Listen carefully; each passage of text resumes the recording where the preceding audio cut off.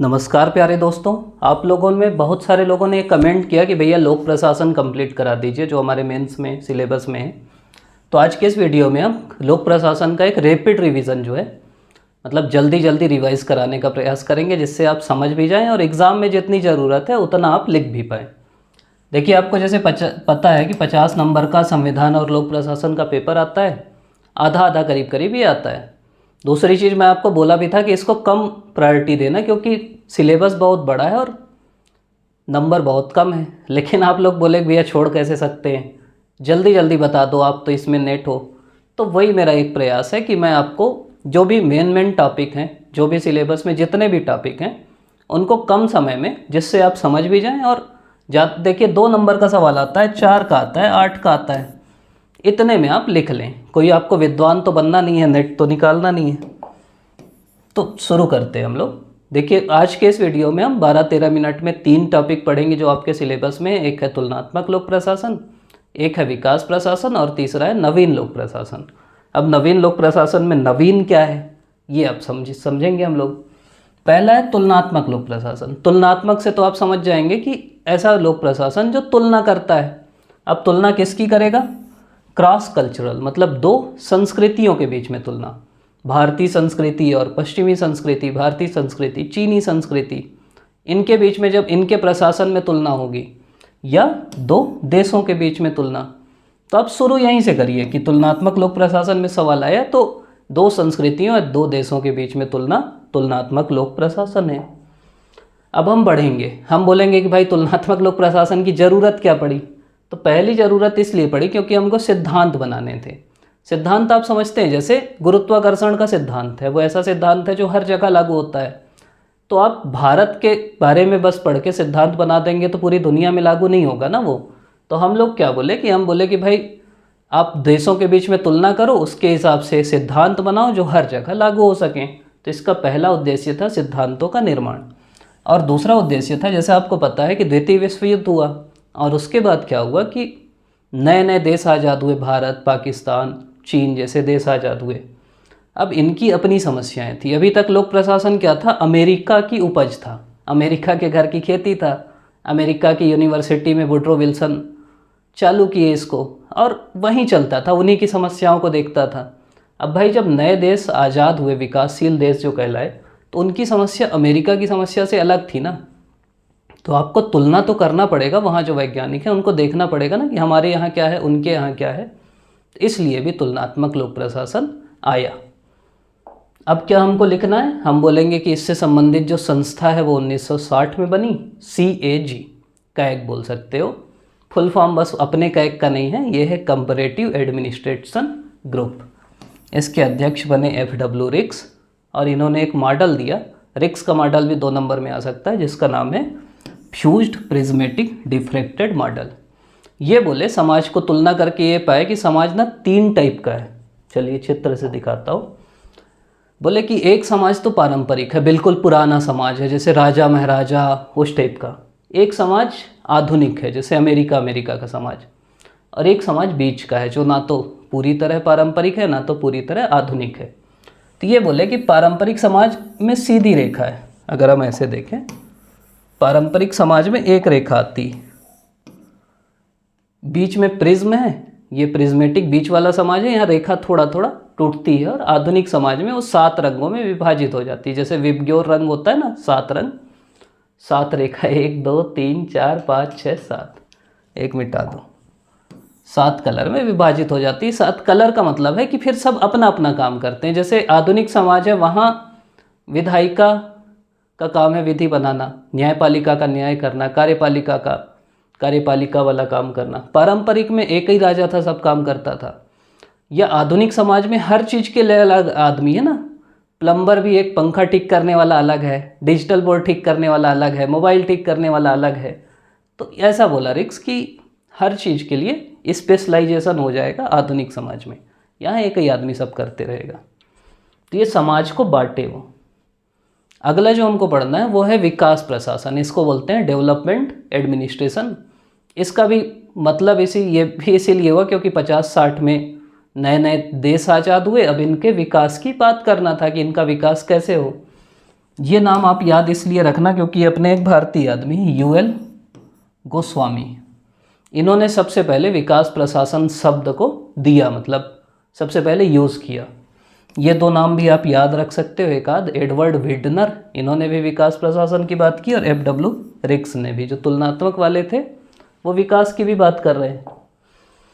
अब विकास प्रशासन की विशेषताएं क्या हैं, इसको समझने के लिए आप सीधा सीधा ये समझिए कि देखिए विकास प्रशासन ना ये अपने टाइप के भारत जैसे देशों के लिए आया था।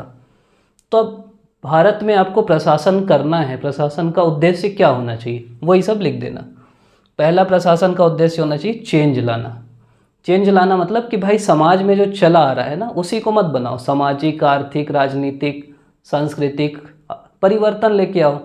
जैसे जाति प्रथा चली आ रही थी, अब प्रशासन का उद्देश्य क्या होना चाहिए, उसको ख़त्म करना। धर्म के आधार पर भेदभाव चला आ रहा था, उसको ख़त्म करना, मतलब समाज में परिवर्तन लाना। दूसरा प्रशासन का उद्देश्य ये होना चाहिए गोल ओरिएंटेड, मतलब आपका लक्ष्य पता हो ना। जैसे है ना कि 2030 तक इतने प्रतिशत लोगों को साक्षर बनाना है, 2035 तक इतना लाना है ग्रॉस एनरोलमेंट रेशियो। तो आपके प्रशासन में कुछ ना कुछ गोल होने चाहिए, बिना लक्ष्य के कुछ नहीं हो सकता। आपके जीवन में भी रोज़ लक्ष्य होना चाहिए ना कि आज मेरे को इतना पढ़ना है, लक्ष्य नहीं रहेगा तो कैसे पढ़ोगे। तीसरा है क्लाइंट फोकस। क्लाइंट फोकस मतलब होता है कि आपको किसके लिए आप प्रशासन कर रहे हैं। पहले था कि सब के लिए हो जाता था, अब है कि बुजुर्गों के लिए नीति बना रहे, बच्चों के लिए बना रहे, महिलाओं के लिए बना रहे, बालिकाओं के लिए बना रहे, किसके लिए बना रहे वो फोकस होना चाहिए। चौथा है नीति भी टाइम लिमिट होना चाहिए कि भाई इतने समय में हम कर देंगे, ऐसा नहीं कि करते जा रहे हैं, तो टाइम लिमिट। अगला है कि लोगों का पार्टिसिपेशन भी होना चाहिए, मतलब पहले क्या था कि ऊपर वाले सब करते थे, प्रशासनिक अधिकारी, जनता से आप पूछिए कि सही चल रहा है कि नहीं। अब परिवर्तन की बात, लक्ष्य की बात, क्लाइंट पे फोकस, टाइम लिमिट में होना चाहिए, और जनता का पार्टिसिपेशन होना चाहिए। शुरू के 4 तो आपके पढ़ाई में भी हैं कि भाई आपका उद्देश्य होना चाहिए परिवर्तन, आपका कोई ना कोई गोल होना चाहिए पढ़ाई में, फोकस होना चाहिए। क्लाइंट फोकस मतलब हिस्ट्री पढ़ना है, पॉलिटी पढ़ना है, ये पढ़ना है, और टाइम लिमिट में होना चाहिए। सिटीजन्स। अगला है इनोवेशन होना चाहिए, जो भी काम है उसमें कुछ ना कुछ इनोवेटिव आइडिया लाओ ना, जो पुराने डर्रे में चल रहा है उसी में चलोगे तो कोई मतलब नहीं। कमिटमेंट होना चाहिए, सब पढ़ाई में भी लगना है ना, पढ़ाई में भी इनोवेट करो, पढ़ाई में भी कमिटमेंट होना चाहिए कि मेरे को इस बार मेंस निकालना ही है, वैसा आपके प्रशासन में भी होना चाहिए। और इफ़ेक्टिव कोऑर्डिनेशन होना चाहिए। मान लीजिए 5 लोग उसी काम में लगे, तो पाँचों के बीच में आपस में भी कोऑर्डिनेशन होना चाहिए ना, कि पाँचों अलग अलग वही काम कर रहे हैं तो कोई मतलब है नहीं। तो ये है विकास प्रशासन। अगला है न्यू पब्लिक एडमिनिस्ट्रेशन, मतलब नवीन लोक प्रशासन। पहला सवाल आपके मन में यही आएगा कि भाई इसमें नवीन क्या है, लोक प्रशासन ही बोलो ना। तो आप अगर कहानी समझेंगे लोक प्रशासन की, तो ये 87 में चालू होता है, और धीरे धीरे क्या होता है 40 के दशक में पॉलिटिकल साइंस वाले बोलते हैं तुम हो क्यों भाई, तुम्हारी ज़रूरत क्या है, तुम आ जाओ हमारे पास, बच्चे हो, बच्चे बन के रहो, मतलब अलग से क्यों विषय बन रहे हैं। तो लोक प्रशासन ना धीरे धीरे ख़त्म होने लगता है, क्योंकि इसका कोई काम ही नहीं था। ये ऐसी ऐसी बातें करता है जिसकी कोई ज़रूरत नहीं थी समाज में, ये ऐसे ऐसे रिसर्च करता है जिससे लोगों को कोई लेना देना ही नहीं था। ये आंकड़ों की बात करता था, लोग मूल्य वाले हैं। ये ना तो परिवर्तन की बात करता था, ना तो समानता की बात करता था। तो लोगों को लगा भाई तुम हो ही क्यों, ख़त्म हो जाओ। तो फिर ये इनको लगा भाई सही में ख़त्म हो जाएंगे, जो लोक प्रशासन के विद्वान थे। तो ये एक हनी प्रतिवेदन लेके आते हैं, और उसके बाद मिन्नो-ब्रुक कॉन्फ्रेंस करते हैं जो विद्वान थे, और बोलते हैं यार सही में हम जो काम कर रहे हैं ना उससे तो लोगों को कोई लेना देना है नहीं, या हमको लोगों से लेना देना नहीं है, तो हम धीरे धीरे ना ख़त्म हो जाएंगे। तो हमको अपने में परिवर्तन लाना पड़ेगा, और जब परिवर्तन लाए तो ये अपने आगे लगा लिए न्यू, कि हम वो पुराने वाले नहीं हैं जो लिबिर लिबिर करते थे, अब हम हैं न्यू लोक प्रशासन, जिसको चाहिए फुल इज्जत। तो 68 में पहला मिन्नो-ब्रुक कॉन्फ्रेंस होता है, 88 में दूसरा होता है 20 साल बाद, और 2008 में तीसरा होता है। एक सवाल भी आया था मिन्नो-ब्रुक 3 के बारे में, तो आप यहाँ से सीधा सीधा लिख दो, और जो मिन्नो-ब्रुक ये नवीन लोक प्रशासन में वो लिख दो, बात खत्म हो जाती है। अब नवीन लोक प्रशासन के 3 एंटी गोल हैं। पहले से लाल इसलिए है कि ये मैं ना तीसरे बार शूट कर रहा हूँ, कुछ ना कुछ दिक्कत आ जाती है तो फिर वो बिगड़ जाता है, एक बार आवाज़ नहीं आई, एक बार कुछ और हो गया, तो इसको थोड़ा सा टॉलरेट कर लेना। अब भाई मैं भी टॉलरेट कर रहा हूँ, बार बार बना रहा हूँ, बोर नहीं हो रहा हूँ। इसके 3 एंटी गोल हैं। पहला है एंटी टेक्निकल। एंटी गोल मतलब होता है कि ये क्या नहीं करेगा। पहला है, अभी तक इन लोग ना टेक्निक के पीछे भाग रहे थे, टेक्नोलॉजी के पीछे भाग रहे थे, तकनीक के पीछे। बोले अब तकनीक से मतलब नहीं है, हमको लोगों से मतलब है। दूसरा एंटी पॉजिटिविस्ट लिटरेचर। ये बोले अभी तक हम केवल विज्ञान कर रहे थे, आंकड़े कर रहे थे, अब हम मूल्यों की बात करेंगे।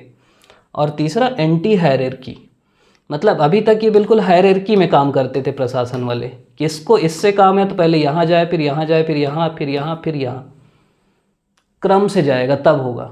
तो अब बोले कि नहीं यार, हायरार्की भी नहीं, काम होना चाहिए। तो ये 5 चीज़ बोले, ये आप अगर याद रखोगे ना तो आपका सवाल बन जाएगा। मतलब नवीन लोक प्रशासन आया तो सीधा सीधा रखो नवीन लोक प्रशासन का गोल या नवीन लोक प्रशासन का लक्ष्य। मैं तो ऐसे याद कर लिया था, RVSC²। R से है रिलीवेंस, V से है वैल्यू, S से है सोशल चेंज, C से है सोशल इक्विटी, C से चेंज, C से क्लाइंट फोकस। मतलब क्या है?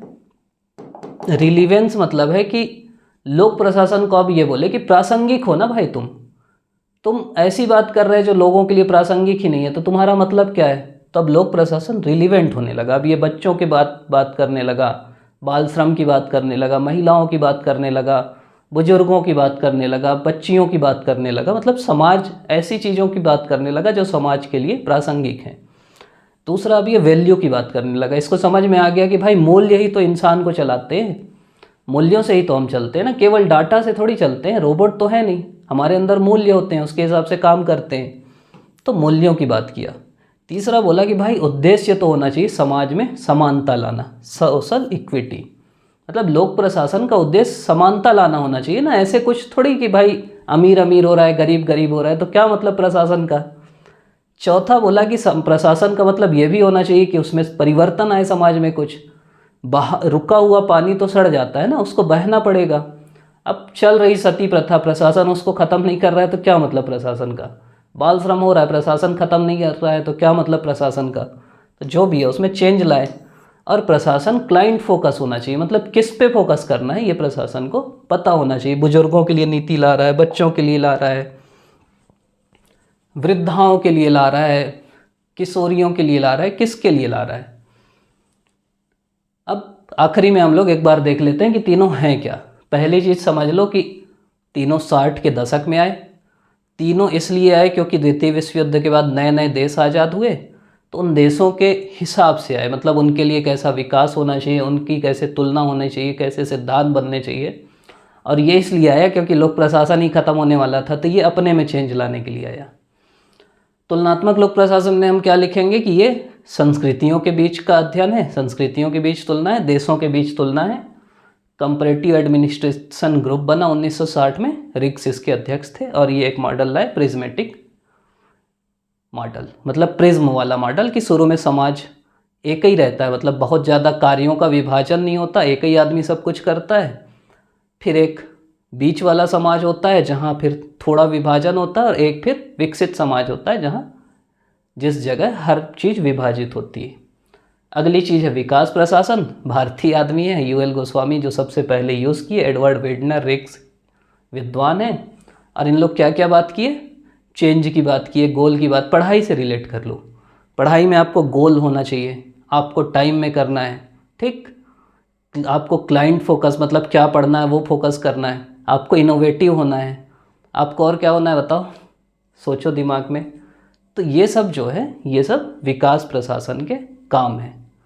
और तीसरा है नवीन लोक प्रशासन। नवीन लोक प्रशासन मिल्नोब्रुक कॉन्फ्रेंस हुई 68 में, 88 में और 2008 में। 68 वाली कॉन्फ्रेंस के बेस पे, मतलब तीनों 60 में ही आ रहा है ना, ये समझ रहे हैं आप। तो 68 वाली कॉन्फ्रेंस के बेस में 3 एंटी गोल आए कि हम एंटी पॉजिटिविस्ट होंगे, एंटी टेक्नोलॉजी होंगे, एंटी हायरार्किकल होंगे। और 5 गोल आए कि हम रिलीवेंट होंगे, मतलब प्रासंगिक होंगे। दूसरा, मूल्यों की बात करेंगे, सामाजिक समानता की बात करेंगे, परिवर्तन की बात करेंगे, और क्लाइंट पे फोकस करेंगे। तो ये आपके ये तीनों टॉपिक हैं। उम्मीद करता हूँ कि आपको समझ में आया होगा।